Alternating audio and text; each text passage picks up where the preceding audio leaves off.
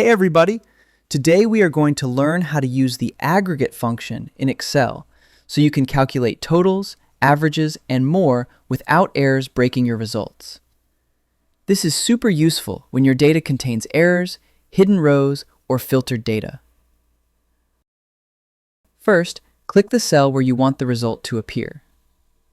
Type equals aggregate, then open parenthesis. Excel needs two main things: what calculation you want, and how to handle errors or hidden values. First, we choose the function number. For example, type 9. 9 means sum. This tells Excel to add numbers together. Next, type a comma.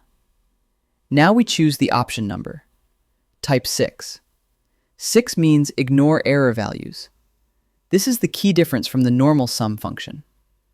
Type another comma. Now select the range you want to calculate. For example, click and drag cells A2 through A10. Now close the parenthesis. Press Enter. Excel shows the total. Any errors in the range are ignored. Let's quickly explain what you just typed. Equals aggregate. 9 tells Excel to sum. 6 tells Excel to ignore errors. A2 to A10 is the data being added.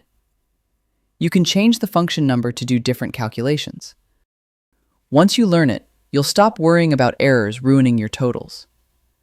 That's it. I hope this helps you on your current and future projects. Thank you for watching.